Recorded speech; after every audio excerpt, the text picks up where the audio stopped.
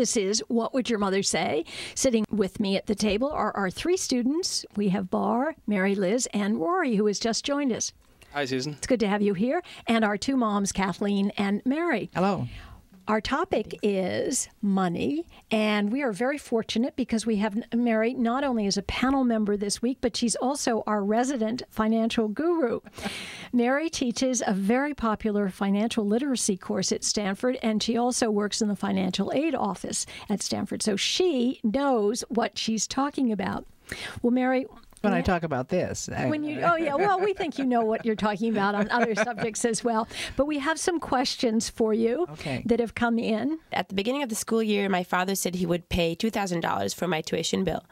And I'm working and borrowing, and my mother is also paying. And in fact, she actually took out a loan to pay the amount she agreed to cover. And now the school year is almost over, and I can't get my diploma unless the bill is paid.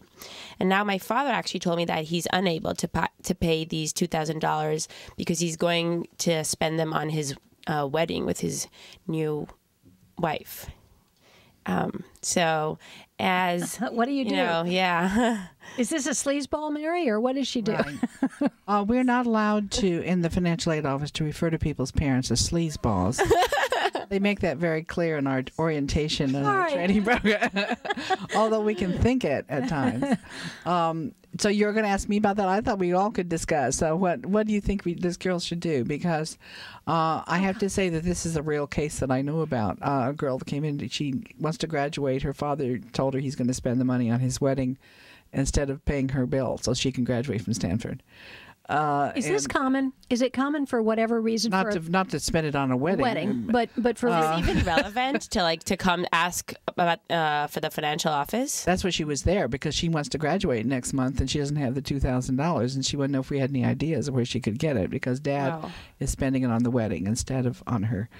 And I know how to get her $2,000. But the real question I'd like to discuss is, what should she say to him, if anything? Should she just say, okay, Dad, that's swell, or, what? What do you think? What do you think she should say to him? Well, there are two things. There's what you think, and then what's politically smart to say. Yeah, right. So, I think... Should she let it drop? She'll remember this her whole life, that he, dropped the ball right at the goal line for her, Hopefully she's not going to carry it with her whole life. I mean, it is irritating. Even if she doesn't carry it with her, she's going to remember it. That's my point. Yeah. She'll need to approach him about it in a really level-headed manner and let him know, she can pay him back, but this is something that he'll never get to be able to take back, this move, and let her know how important it is to her. Yeah. You think that would make a difference, Mary Liz? I think it's important for her to at least do it. And then at that point, she can officially hate him. Rory, what do you think? I mean, I would definitely say something. I'd be absolutely outraged. I think education is probably the most important thing that a parent should be devoting resources to for their child, and spending it on a one-day wedding that's just going to be a big party, I'm assuming. I would be very mad if you were if I were the other way around, if I were the father and you were my son, telling me you have to pay.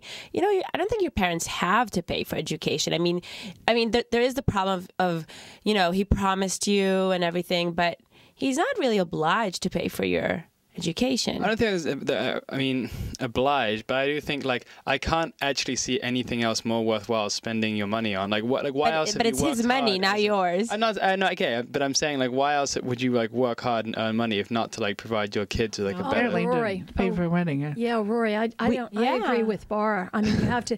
I mean, I think what he did is despicable, but I think he's got a new woman in his life, which is hard because your family's being sort of replaced. That's right. But this is the warning sign. You are no longer top on his list. Right, and we see a lot of problems in the financial aid, but not a lot, but it's fairly common for people who've remarried to not treat their children from their first marriage with the respect that I think they're due. This is a very common thing. My dad, well, yes, I could ask my dad, but his new children are getting all his money now. The little kids that he's fathered later on in life. What's the technicality on that? What if one of your parents has the resources to pay, but for some reason are unwilling to? Then you have to borrow, and that's what this girl had to do, was borrow. Wow, that's the money. harsh. Because otherwise she's not going to So graduate. financially, it wouldn't provide. Her mother couldn't possibly. No, we can't give money to students whose parents could pay based on their income, won't. and we just won't do it for arbitrary reasons.